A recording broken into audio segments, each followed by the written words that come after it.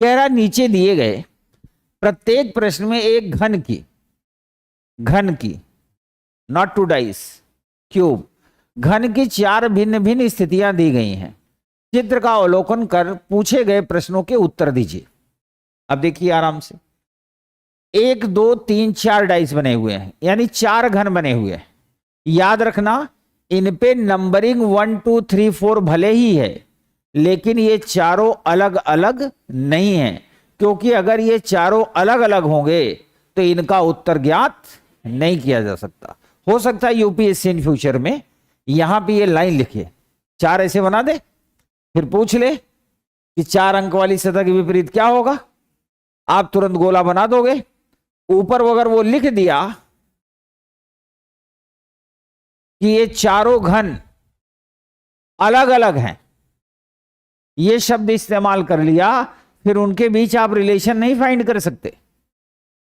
यहां पे कह रहा है ना एक घन की 4 भिन्न भिन्न स्थितियां दी गई, यानी घन तो एक ही है, तो उसको ऐसे पलट पलट के दिखाया गया। जैसे फॉर एग्जाम्पल अभी ये आपके सामने ऐसे, फिर इसको ऐसे कर दिया, फिर ऐसे कर दिया, फिर ऐसे कर दिया, 4 अलग अलग सिचुएशन है, पर घन क्या है, एक ही। खूब ध्यान से सुन लो, अगर ऊपर यूपीएससी ने लिख दिया कि चारों अलग अलग घन हैं, तो वहां कोई फार्मूला नहीं लगेगा, उसका आंसर ज्ञात नहीं किया जा सकता। मुझे लगता है 26 27 में यदि पूछा तो ऐसे ही पूछेगा, क्योंकि लोग सोच नहीं पाएंगे ना, लोग तब तक गोला बना देंगे और एग्जाम के बाद पता चलेगा गोला गोल नहीं हुआ, है ना।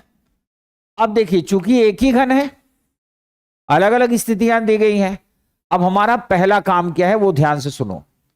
वैसे तो लोग इसमें नियम कानून पढ़ाते हैं, सर्कुलर मूवमेंट, डबल मूवमेंट, हम कोई मूवमेंट नहीं पढ़ा रहे हैं, हम सिर्फ समझा रहे हैं।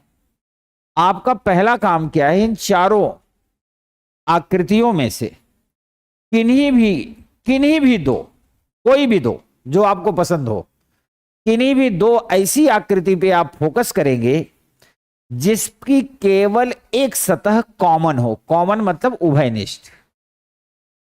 जैसे फॉर एग्जाम्पल पहले में है 1 4 3, दूसरे में भी है 1 4 5, तो पहला दूसरा हम नहीं लेंगे, क्योंकि इस पे 2 नंबर कॉमन है, 1 4 और 1 4। ठीक है, अब हम पहला और तीसरा देखेंगे, 1 4 3 4 5 2। अगर हम पहला और तीसरा देखें तो हमें पता चलेगा कि पहले और तीसरे में केवल एक सतह कॉमन है, वो है 4 वाली। ठीक है, आप देख लो, केवल 4 वाली है ना। तो हमारा काम होगा जो कॉमन सतह है उसे आप गोले में ले लो, ले लिया।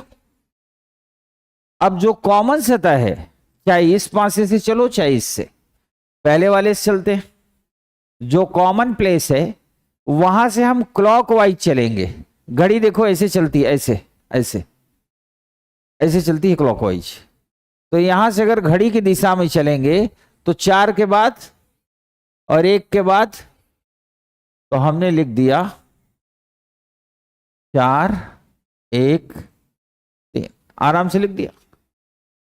अब वही घड़ी इस 4 से चलेगी, क्योंकि कॉमन नंबर तो यही है, तो क्लॉकवाइज चलेंगे तो 4 के बाद 2 के बाद